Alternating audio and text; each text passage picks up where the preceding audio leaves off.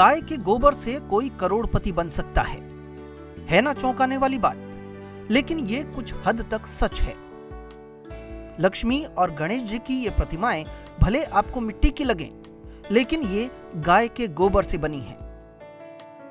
जयपुर के वैशाली नगर में गो सेंटर में गाय बनाए करोड़पति मल्टी चेंबर संयंत्र से इन प्रतिमाओं को गढ़ा जा रहा है। गाय के गोबर से प्रतिमाएं बनाने के उद्योग की ये अभिनव पहल है। गो सेवक पंडित विष्णु दत्त शर्मा का कहना है कि गाय दूध देना बंद करती है तो उसे आवारा कहकर सड़क पर छोड़ दिया जाता है, जबकि गोबर और गोमूत्र से भी गाय प्रतिदिन 5,000 रुपए की कमाई दे सकती है। एक गाय जब से संसार में आती है तब से लेकर जब तक जाती है निरंतर वो गोबर देती रहती है, और इसलिए वो गाय दूध दे चाहे नहीं दे, अगर गोबर का भी सदुपयोग हो गया, गोमूत्र का सदुपयोग हो गया, तो एक गाय से 5,000 रुपया प्रतिदिन की कमाई हो सकती है, बशर्ते वो भारत की गाय हो। होल्स्टीन या जर्सी के रूप में जो काऊ है, जिसकी अलग ब्रीड है, जैसे हमारी गाय बोस इंडिकस है, वो बोस टार्सस है, उससे ये सब नहीं होगा, क्योंकि उसका मल आता है जो सेमी लिक्विड आता है। यहाँ गाय के गोबर से बड़े पैमाने पर ये प्रतिमाएं बनाई जा रही हैं। मूर्ति बनाने वाली कारीगर दिलीप ने बताया कि गाय के गोबर से यहाँ क्या-क्या और कैसे बनाया जा रहा है।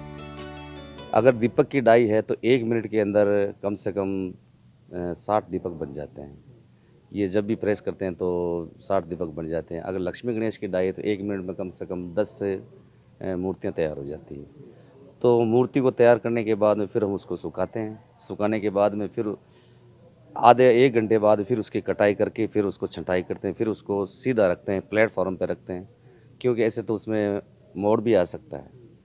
और उसके बाद फिर सूखने के बाद हम उसको कुछ पेंट लेके आते हैं, कलर लेके आते हैं, तो उसको अलग अलग कलर करके जैसे डिज़ाइन उस पर कलर करना होता है वो कलर कर देते हैं। कलर करने के बाद उसको हम डिब्बे में पैक कर देते हैं। पैक करने के बाद वो एक जैसे दान पात्र हो या अपने घर में रखना हो या अपने पूजा घर में रखना हो, उस हिसाब से वो काम आता है। अगर इस तरह की मशीन हर गौशाला में लग जाए तो गौशालाएं आत्मनिर्भर बन सकती हैं। इसे लेकर गोरक्षक किशन गोपाल शर्मा का कहना है कि इस तरह के प्रयास से गौशालाओं को आत्मनिर्भर बनाया जा सकता है। इस मशीनों से यदि गौशाला में ऐसी मशीनें लगेगी और गोबर का सदुपयोग होगा तो गौशाला सबल बनेगी, गौशालाओं की आर्थिक स्थिति सुधरेगी, उससे सरकारों को अनुदान कम देना पड़ेगा। और सबसे बड़ी बात है, यदि गायें बाहर में खुली नहीं रहेगी सड़कों पे तो एक्सीडेंट कम हो जाएंगे। फसलों में खाद के रूप में भी गोबर मिलेगा। गोमूत्र और गोबर सबसे अच्छी खाद है जो कि ऑर्गेनिक गुड्स बनाती है, और उससे आदमी का स्वास्थ्य और आर्थिक स्थिति दोनों सही होती है। हकीकत यह है कि बेसहारा गायों को सहारा दे रही ये पहल न सिर्फ गोबर का सही उपयोग करना सिखा रही है, बल्कि गायों की रक्षा के साथ गौशालाओं को भी आत्मनिर्भर बना रही है।